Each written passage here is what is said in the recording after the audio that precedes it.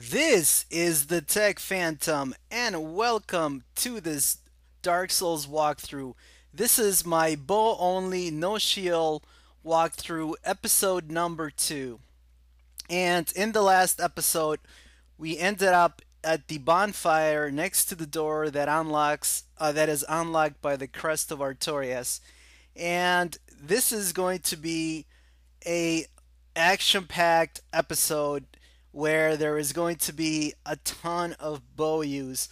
But the last thing we want to do before getting into actual combat with the bow is to finish outfitting our character with what I'm going to call essential equipment.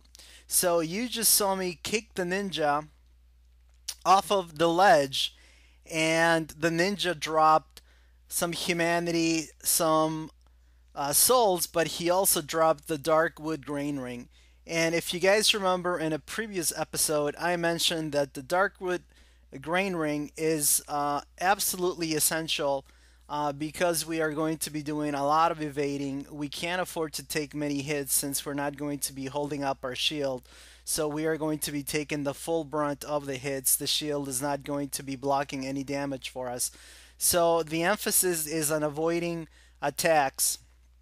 So that's where the Darkwood Grain Ring is going to come into play. So I am going to take on these enemies with the bow. So do not despair. We will come back when we're a little bit stronger, and we will execute every single one of them with the bow. I promise you. And there is going to be a little bit of a payback for that death that we had at the beginning of this episode.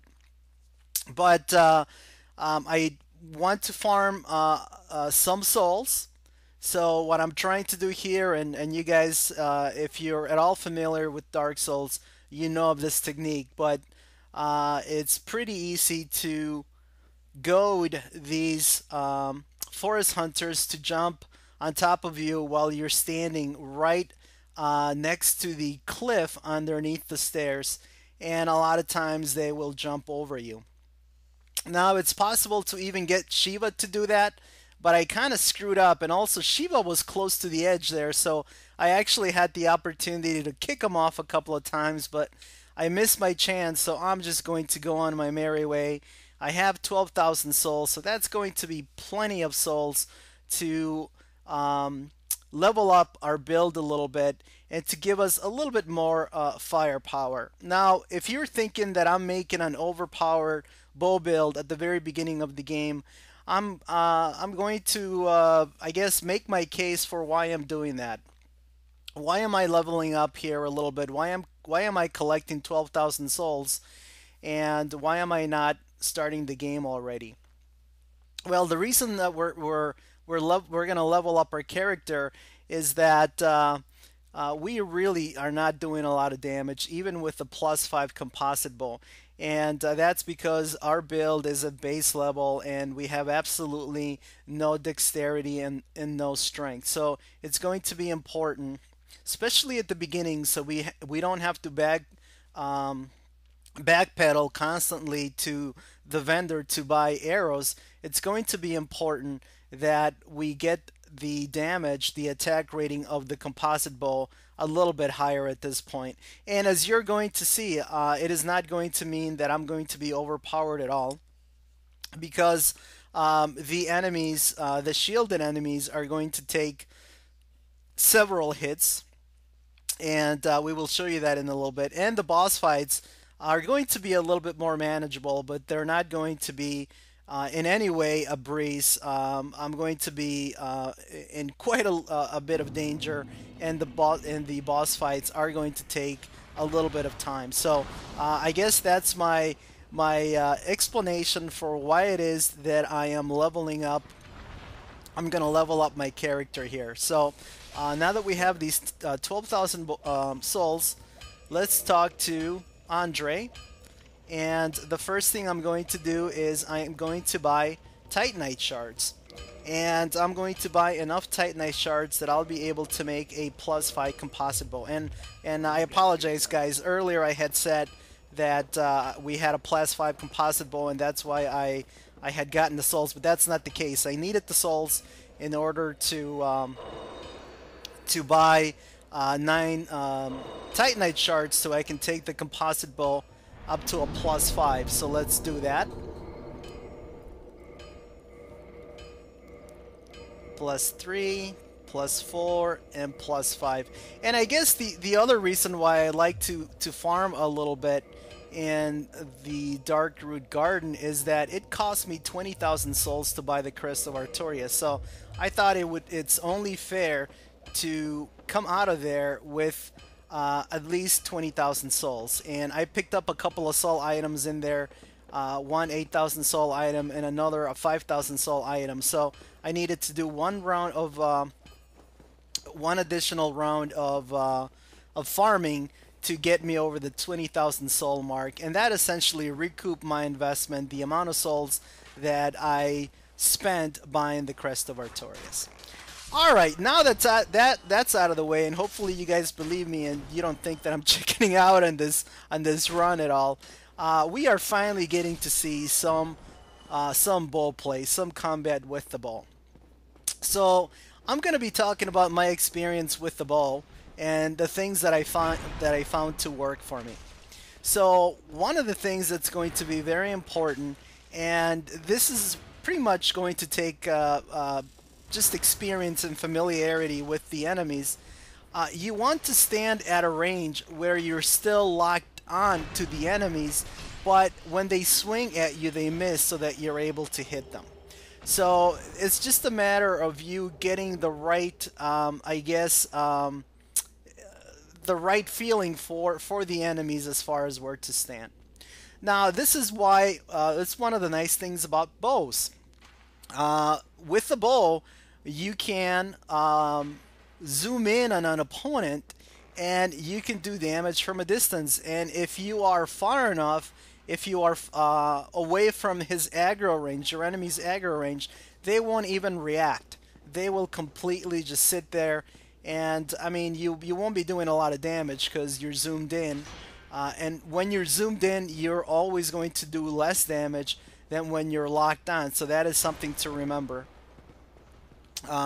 So when you can, if you want to do more damage, use the lock-on mechanism as opposed to the zoomed-in mechanism. So we were able to take out that sorcerer from a very, very safe distance using the zoomed-in attack of the bow. Now, this is actually one of the enemies that gave me the most trouble are these boulder knights. And actually, any enemy that is going to hold up a shield or any enemy that's heavily armored is going to be a pain. And that's because the bow is not really going to do a lot of damage. And especially if you hit their shield, since I'm doing normal damage, my arrow is just going to immediately bounce off, and I'm going to do absolutely no damage. So I had to come up with a method to take on these armored enemies. So this is the method that I came up on. Basically, I knock an arrow, I'm waiting, and as soon as I see him make a move, as soon as he lets go of the shield, I let go of the attack button, and I'm able to hit him. And when they step back, if they have their shield held down like this Boulder Knight did when he's trying to heal or when he's trying to backpedal, I can just shoot him and I can make him into a pincushion. So anyway, that's the strategy that I wanted to share with you guys very, very quickly, because that turned out to be a very useful thing for me. You know, and if you guys are experienced bow users, you're probably laughing at me. You're probably going, "Yep, no shit." It's an obvious strategy, but it did take me a little bit of time to basically figure out that that is the optimum way to play with the bow. At least that's the optimum way that I learned to play with the bow. Those were the first 2 tips that I'm going to give. And then the third tip, and this is something that is always important, make sure that you have space to back up. So in some cases, that's going to mean that you're going to want to clear an area a little bit before taking on an enemy. So here, for example, I'm gonna kite this enemy. I'm gonna use my zoomed in attack, but he aggroes right away. But I'm gonna take shots at him because his shield is held down.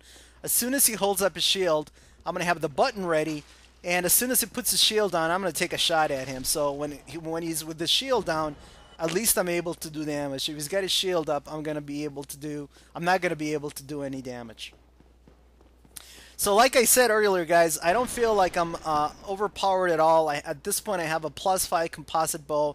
It's taken about 3 shots to hit or to finish off those boulder knights. So I think I'm at about the right damage level that I want for the beginning of the game. I'm by no means overpowered, and I'm not underpowered either. Now I could go and I could make a fireball, and I think I would be overpowered a little bit for this initial area, but like I said in the previous video, I'm not going to be using a bow at all. I'm sorry, I'm not going to be using magical, either magic or elemental damage at all. So I feel like I'm at the sweet spot. I'm at the right amount of damage, at least for the beginning of the game, and we'll just continue to work on our build now that we have a +5 composite bow. Alright, so let me just very, very quickly recap those 3 tips since they're on my mind and to make sure that I don't forget. So, tip number 1, make sure that you're at a right distance from the enemy so that when he strikes at you, he will miss and you'll be able to hit him. Tip number 2, when going up against armored enemies or enemies with the shield, get ready in the ready position. Hold down the attack button. Keep it pressed down and lock onto your enemy. As the enemy approaches you, as soon as they lift up their shield or they attempt to make a move, let go of the attack button and you'll score a hit. And then the last tip is always make sure that you have an open area or you have an area where you can back up and you can use to evade, and you can use to allow yourself room in order to be able to knock back that area and to take a shot at the enemy. So let's put those 3 beginning strategies, or actually the strategies that I've come up, let's put those in play against this enemy here. So we're going to lock on because that's going to do more damage than zooming in. And he doesn't have a shield, but when he's holding up his weapon, he is going to block a little bit of our attack. So you notice that our arrows are only doing 7 damage when he's blocking. But I'm going to continue to just pepper him with arrows. I have over 900 arrows. And you see that it's taken a lot of arrows to take this enemy down. Lautrec. So I am certainly not overpowered at this point. So the other thing that you noticed, or that I've noticed here, is that a lot of the enemies, when you fire an arrow at them, they will immediately go into a roll loop. So what you want to do is you want to take advantage of this. Instead of don't let up on your attack when they start going on their roll, especially if they don't have fast roll. And the reason is that you can shoot faster than they can roll. So eventually, maybe the first couple of volleys, when you continuously pepper them with arrows, the first couple of volleys will miss, but eventually you'll be in a situation where, as they're rolling and they're getting up, you'll start connecting with the arrows. And actually, that is going to be my 4th tip. Arrow tip, and that's a little bit more difficult to do, and it's a little bit of an advanced strategy, and I'm not going to do that for the most time. Every once in a while I'll try it, but with arrows, and this is going to be very, very important with the Leo ring, if you hit, and actually with any weapon, it's not just with arrows, but if you hit an opponent right after they've made an attack, while they're recovering, or as they're rolling, they're going to take more damage. So you'll see that in some cases the arrows, and this happened against Lautrec, and this is also happening against this soldier here, this knight, but in some cases the arrows will do more damage than in other cases, and that's because you see the difference. In one case I was doing 92 damage, in another case I was doing 65 damage. So the higher damage is an adder to the damage because I scored while the enemy was rolling or the enemy was recovering. So that's another little tip, that if you're able to do that with an arrow, actually with any kind of a weapon, you will score some additional damage. I actually think that it's easier to do with the arrow because obviously the arrow travels pretty fast, especially when you're close and locked in at range. And if you have your arrow knocked, and you can set up timing, and you can try to hit it, wait until the last possible moment, let go of the attack button, and hopefully the arrow will score a hit when your enemy is rolling, or right after they made an attack while they're recovering. All right, so boy, that was a lot of bow tips, but I guess I wanted to share those right away because those are going to be my primary strategies that you are going to be seeing me use from now on. So hopefully those prove useful to you guys. All right, so let's talk a little bit about what we are trying to do here. So there are a couple of ways to increase the damage that we are doing. So one way obviously is to level up and to upgrade our bow, which we've done, and we've taken it as high as we can right now. We got it at a +5.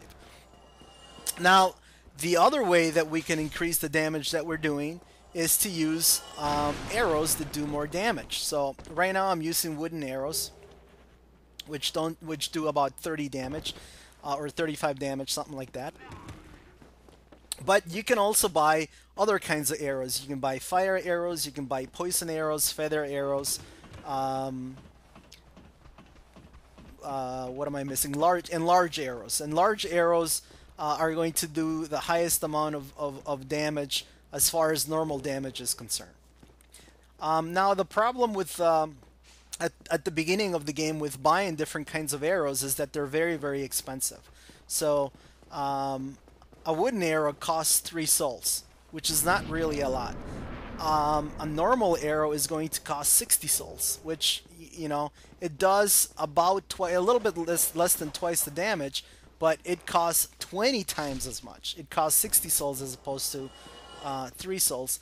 And a fire arrow, which is going to do normal damage and a fair amount of fire damage, is going to cost 100 souls. So the amount of damage that you do doesn't correspond to how expensive the arrows are 1-to-1. So we're paying 20 times as much for a large arrow, but we're not getting 20 times the amount of damage. We're only getting twice the amount of damage. So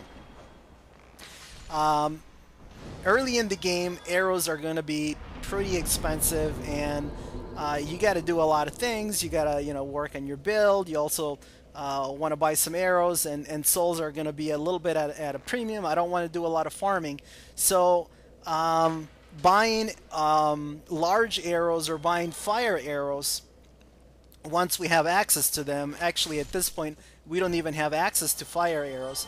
Anyway, buying those kinds of arrows are going to require that we farm a lot, and I don't want to do that. So the third way that we can increase the damage of our bow is to take it from a +5 to a +6. Now, in order to do that, we need to obtain the large ember, and we need to give it to Andre of Astora, the blacksmith, and he will use large titanite shards to upgrade our bow. Now, in the previous video, we obtained 4 large titanite shards. So with those 4 shards, I'll be able to take my bow from a +5 to a +8.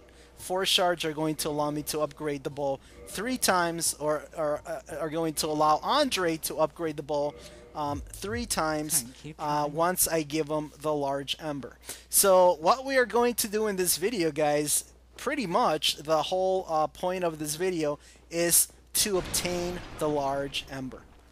So in order to obtain the large ember, you must have access to an area that is guarded by the Capra demon. And I don't know about you guys, but I've had nightmares about the Capra demon. The Capra demon has killed me so many times, and boy, I really haven't hit upon a very, very good strategy for the Capra demon. So let's find a little bit of a shortcut here.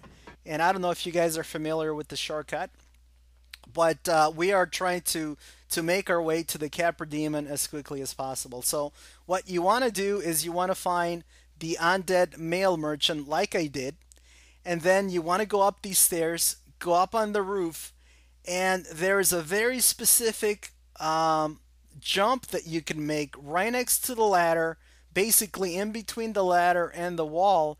And if you are lucky, you will find the spot and you will land right on the ledge. Now, sometimes I do this jump and I get it on the first try, but a lot of times it takes me many tries to do it.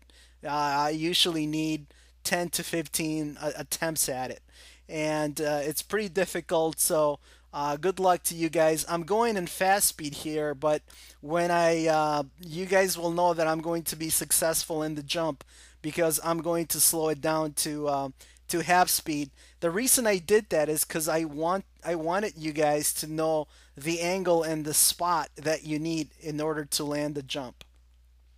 The other bad thing about this jump, obviously, is that you take damage. So you have to remember to periodically refill with your Estus flask so that in case you miss the jump, you don't die. So for example, right here, if I miss again, I would die. So I need to take an Estus flask. So I'm just, just going at it over and over again. This is one of the situations in Dark Souls where you just, you know, have to put your nose to the grindstone and you just have to persevere and tell yourself, gosh darn it, I'm going to make this jump. No matter how long it takes, I am going to make this jump. Now, if you make the jump, there are two possible outcomes to the jump. This is sort of a two-part jump. So making the first jump is not the end of it. And here's my successful attempt, guys. And there you see it. I got just the perfect angle, and I was able to land here. Now, the second half of the equation is that once you're on this little balcony here, you got to run, and then you have to make a sharp right and then jump off. And I forgot to refill my life bar, and I died. And let me tell you guys, I was so angry when this happened. I got so excited that I made the jump that I forgot to refill my life bar. Now, to be completely honest, the reason I also didn't refill my life bar is because in some cases you will not land all the way down at the bottom. You will actually land on a roof. So, and when you do land on the roof, you don't take any damage, and I was going to refill my life bar there, but I'm telling you guys, I was so frustrated after trying that jump about 10 times, finally landing it, and then making the secondary jump, but then dying on the attempt. So, I don't know what to tell you guys on this jump as far as hints. Again, I'm going to slow it down when I am successful in the jump, both for the first jump and for the second jump. So anyway, why are we putting ourselves through this agony and through this torture? Now, the reason we're doing this, and you see how close I'm coming, the game is just basically thumbing its nose at me and just, having some fun with me. I've come so close a couple of times, I thought I made it. Anyway, the reason we're putting ourselves through this torture is that this is a shortcut. This will allow us to open up a shortcut back to the Firelink Shrine, and we will have a clear path to the Capra Demon. If we wouldn't do this, we would have to go through another boss, and I don't really want to do that at this point. So here's the successful attempt, guys. So hopefully the slow motion gives you an idea of exactly where it is that you need to jump. So there's the spot and there's the angle. So you want to angle the camera so that it's in between essentially the ladder and the wall. So I'm going to recover my souls, then you want to step back. And I'm gonna fail my life bar this time. I'm not gonna forget to do that. So you want to step back. You want to give yourself some room. Start running forward. Then make a sharp right and immediately press the jump button. And there you make the jump. And you see that this time I did land on the roof. Now when you land on the roof, you're gonna be stuck. But don't fear. What you want to do is you want to start running and you want to do another jump again. Now I got excited here and I started fumbling with my equipment, and that's actually going to cost me. So if you are following along and you happen to be at this point, don't start fumbling with your equipment like I did. Just put on your Nikes, put on your running shoes, and just start hauling butt and just start running. So what you want to do is you want to come down these stairs, avoiding the undead dogs and avoiding these thieves.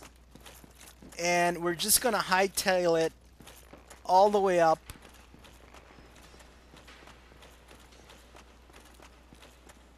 And pretty much when you make it here, you're going to be safe. It's possible that the dogs will follow you up into this tunnel, this aqueduct, but they will eventually go back. So once you made it into the tunnel, you're pretty much in a safe spot.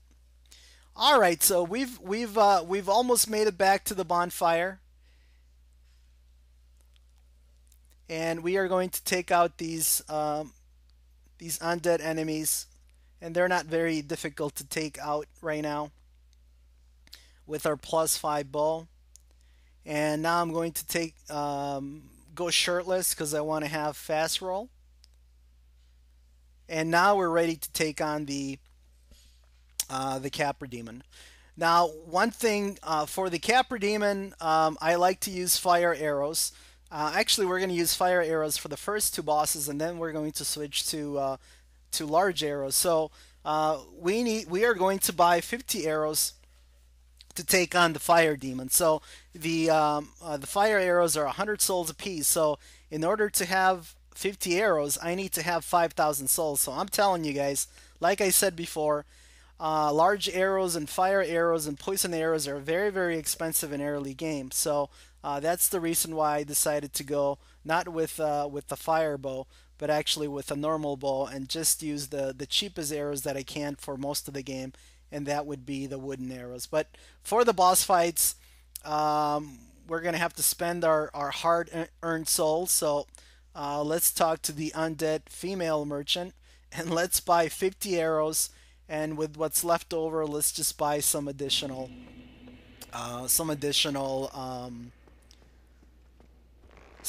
wooden arrows and try to replenish.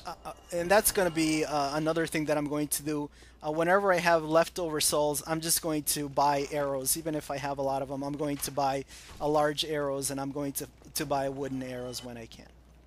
Alright, so we are going to go into our first boss fight of this walkthrough, and we are taking on the Capra demon. And like I've said before, the Capra demon has given me nightmares. And now I'm going to be taking him on with a bow and with no shield. So let me tell you guys the strategy that I'm going to use. So poise is important, so we definitely have the wolf ring. Now we're also going to put on the stone set, and that's for a couple of reasons. Reason number 1, high defense, obviously. Reason number 2, it has good bleed damage, and there's dogs on the approach, and the Capra demon also has dogs. And you see me waiting for the dogs here, but they got the drop on me, so I'm going to take them out. And I'm not using fire arrows at this point. If you look at the arrow icon on the screen, you'll see what kind of arrows I'm using. Now I've switched to fire arrows. And then the third reason that so anyway, the 3 reasons for having the stone armor: poise, defense, and bleed resistance. Because the bites, the dogs are going to do bleed damage. Alright, so what I did there is I ran to the right. I immediately did a roll, and then I locked onto the dogs, one of the dogs, and then I used the strategy where I'm going up the stairs. And what's kind of nice with this arrow is that if you are able to get some distance between you and the enemy, you can, pick them off And it's great when you're in a situation where, especially in a boss fight like I am here, where I'm fairly safe, and as long as I don't, freak out and do something really, really stupid, after I've taken out the two dogs, the Capra Demon is going to go down. So it looks like I got a couple of hits on him. One thing to remember on the Capra Demon is whenever he drops down, he's going to do a plunging attack. So don't think you're safe when you're below him and he's coming down on you and you're a little bit further away. He's gonna do a plunge attack, and he has a lot of range with those with his machetes. So whenever you see him drop down, even if you're at a safe distance, just out of habit, do a roll. Anyway, it's good practice because we're going to be doing a lot of rolling. All right, so we've obtained a key from the Capra Demon, and that key is going to allow us to go into the depths. And the reason we are going into the depths is because that is where the large ember is located. And again, that's going to allow us to take our bow up to a plus +8. All right, so this is a little bit of a bug, I guess. It looks like you're able to take out the undead, those hollows, but one of the arrows actually hit an invisible wall. So that'll happen in some cases where you think you have a free shot with an enemy, but there's an invisible wall in front of you. So that's a little bit frustrating, a frustration thing with the bow, but it's minor. You just got to readjust a little bit and then take out your enemies. So I'm gonna do a little bit of a shooting gallery here and take out these enemies from a distance. Again, I am locking on. I am not zooming in, and that is because in my experience, when you lock on, you do more damage, and also you are able to fire quicker, and that's because with the lock on, you don't have to worry about aiming. If you're zoomed in, you have to position your cursor, your aim. So the advantage of being zoomed in, obviously, is that you can go for headshots, which in some cases can stun your opponents, do a little bit more damage, and obviously you can fire from very, very far away. I was going to talk about bow range, but I'll do that after taking on these butchers, on these female butchers. So I'm coming down here, and there's a couple of dogs again, undead dogs, so I'm going to try to kite them and bring them to me. And it's unfortunate that I don't kill them on one shot. And I don't want to spend my good fire arrows on them, so I've been using my wooden arrows up to now. And now I'm gonna switch to the fire arrows, and that's because there's a female butcher, and you're not gonna be able to kite them, at least from this spot. But the strategy that I came up with is to stand on the stairs and to let the female butcher rush at you. And when she does that, she will fall down into the swamp, into this little pit. And from here, you can just take a couple of shots, and then when the butcher comes up again, you can stand in the same spot. And let's see if she's gonna fall. She didn't fall that time, but I've had situations where I've been able to do that a couple of times, where if you stand in the right spot on the stairs, and if you have the right angle to the butcher will fall down again, and you'll be able to pepper the butcher with arrows. Alright, so we just opened up that chest, and we got the large ember. So outstanding, we have obtained the large ember, so we are going to be able to take our bow up to a +8. Alright, so there's one final piece of essential equipment that we are going to use, and that is the pyro glove. And we are not going to use any pyromancies other than power within, and that is just going to allow us to do a little bit more damage. We won't have we need a couple of things to be able to cast power within. Number one is we need a pyro glove, and we get the pyro glove from Pyro Bro. This is Laurentius of the Great Swamp, and by freeing him here, he is going to warp to Firelink Shrine, and he will grant us a pyromancy glove. Now, one thing here is that there is another female butcher up on top, and you notice that when I went and when I saved Laurentius, the butcher did not aggro. So you can take advantage of that. So I would definitely recommend going and saving Laurentius, and then either using a homeward bone and getting to safety, or if you want, like I'm doing here, taking on the female butcher. This taking on this female butcher. And there's the female butcher. She's out of the way and she's going to drop the sack, but we're not going to have any need for that. So now we can safely homeward bone to Firelink Shrine. Well, that hopefully you guys are enjoying this this bowl walkthrough, guys. For the rest of the video, what I'm going to do is I am finally going to level up, and now, you know, I've taken my strength all the way up to 27. So now I'm going to start working on my dexterity. And I guess I should talk a little bit about, and you're going to see a very stupid death here. So I was impatient. I was just going to run through these undead enemies, but they knocked me off and they killed me. So that was our second death of this walkthrough, but it should be pretty easy to recover and get my souls. But let me tell you a little bit about my leveling strategy. So it turns out that the composite bow scales on both strength and dexterity, like I mentioned in the previous video. And it will scale with strength all the way up to 27 strength. After 27 strength, it doesn't scale that much at all. I think after that, you will get 1 point of damage for every 2 points of strength. So there's no need to take strength higher than 27.